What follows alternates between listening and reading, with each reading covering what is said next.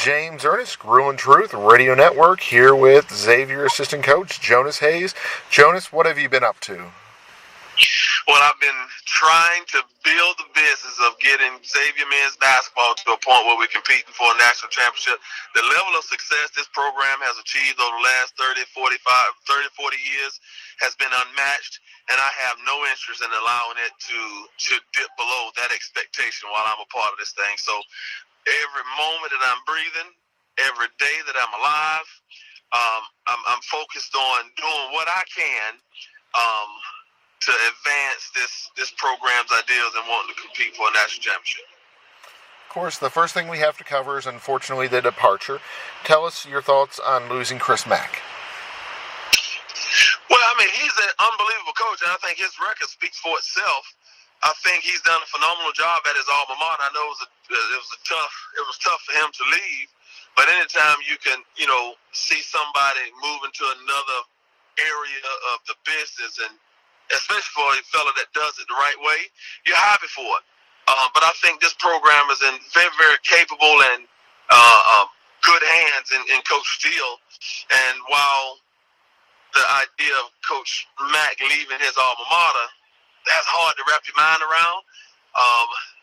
But Travis Steele is more than capable, more than willing. And he has the chops to get this thing done. I'm a living witness. I've been here since April, and he's been nothing but phenomenal in every aspect of being here. Exactly. What inspired you to decide to work with Coach Steele? Well, number one, a huge criteria for me in choosing my next step in my career is wanting to work with good people. And I think a lot of people overlook the idea of working with some people that are good, and working with people that are most concerned about doing what's right, not only by me, but by our players, And so that was huge in helping me decide to come to Xavier. And another thing, this place gives as much love and attention to its basketball program as what I've been accustomed to in other places that gives this football program. And so for me, that was a huge opportunity for me to try to, get involved with. The great thing is you also have a couple other top quality assistant coaches besides yourself. You have Ben Johnson and Dante Jackson. Tell us a little bit about working with them. Okay, so, and a lot of people don't believe me when I say this. I didn't know either one of those guys very well prior to my appointment here at Xavier. And the crazy thing about it, and it's unique in every sense of the word, that Dante, Ben, and myself, we get along like we've been knowing each other for years.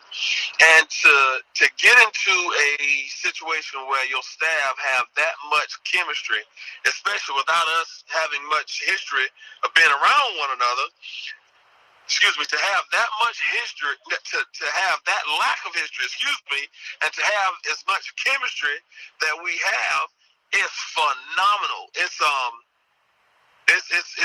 really, really unique that what we have, and I'm very fortunate to be a part of that.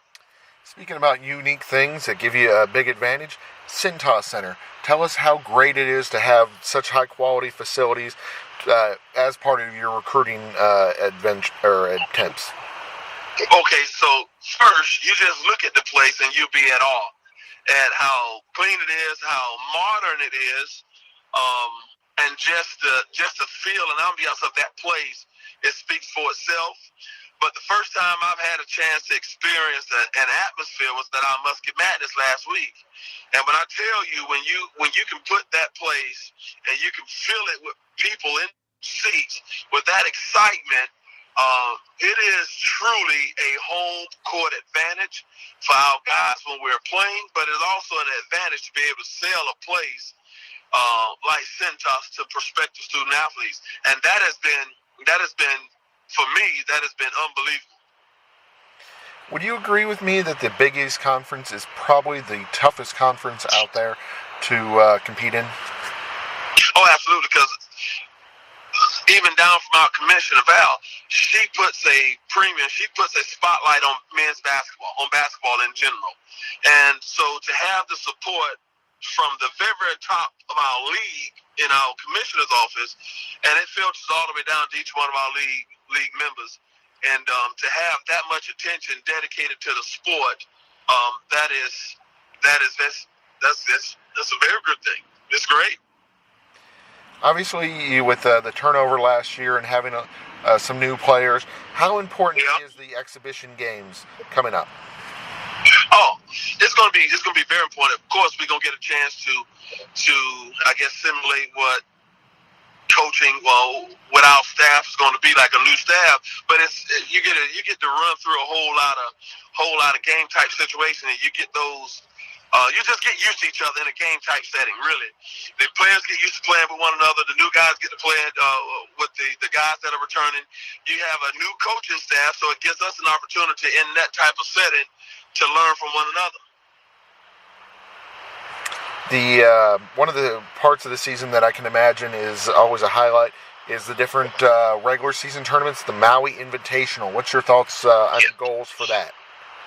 Well, so yeah, we're gonna try to win every game. But for me, I've never participated in the Maui Invitational, and so for me, from a personal standpoint, I'm excited about joining being a part of a tournament that is as respected as Maui Invitational is. Now we're gonna have some stiff competition, of course, but our goal, even in that tournament, is to get better each and every day. You know, we're gonna take this thing one day at a time. We don't want to get too ahead of ourselves in possibilities, but we know we're gonna use that opportunity to get better. With it being your first season in the Crosstown Shootout, have the players been talking about that at all? Was it going back to fifth, third? I can imagine, with the rivalry level, pretty intense. It's intense, and it is absolutely real. I don't think there's a day that goes by that something is not being said about the intensity of that game. And so for me, my first time being able to experience that is going to be down on Cincinnati's campus. I'm excited about that. I heard many different times that it is one of the college basketball's best rivalries. You've got an interesting mix on your team. No seniors, but 3 grad students. Yep. Could you tell us a little bit about that? Well, anytime you can have 3 graduates, they've been through the wars, they've been through a college basketball season, they've been through the moments of adversity, and so they're going to bring that leadership and that experience to our team. Now, even though we don't have any seniors, we have guys on our roster, whether it be, Quentin Gooden, Tyreek Jones, whether it be, Elias Harden, Najee Marshall, Paul Scruggs, who has been through the wars at this level. Yeah, they may be sophomores and some may be juniors, but we're going to lean on even that experience, because having Big East experience playing, you cannot overlook that and just gloss over that. That is very important. But then when you couple our graduate assistants experience with Zach and you have Ryan Welly and you have Kyle, you can't underestimate the experiences they have gained, at their places of the academic institution prior to they get into Xavier. But it's going to be an interesting mix. It has been an interesting mix even in practice, where you see some of those, opportunities for those guys who've been in other places to lead in different ways. It's been very good. And I can imagine there's a lot of hope and a lot of optimism for the future with, like you said, with having a strong junior and sophomore class. Oh, yeah. So that's, and at Xavier, that has been its mantra, to just try to continue to stack success on top of success. And you need good ball players to do that. And I've been fortunate to walk into a situation where good ball players are already in place. And it is our job as a staff to keep, accelerating, keep adding talent upon talent. That's how you become successful for the long run. And that's how you can stay consistently successful. And of course, you don't want to gloss over the fact by getting good people in your program. This is a culture where we have guys that are filled with integrity. And so that's equally as important, piece to this whole deal, getting guys who not only possess a level of talent that will allow you to be successful on the basketball court, but also character piece that adds to that. With already having the tough Big East Conference schedule, having that tough non-conference schedule, like you said, with the tournament in Maui and some of the other big games, UC and different other ones that are scheduled, the Wisconsin game, tell us how does that help the team going into postseason play?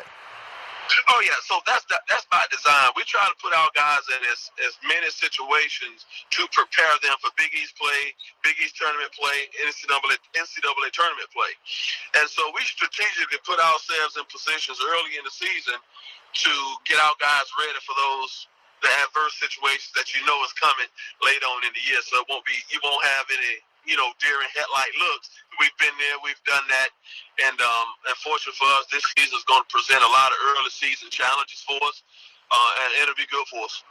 Excellent. Well, Coach, before we let you go, if fans are wanting to follow you on social media, where's the best place for them to check you out at?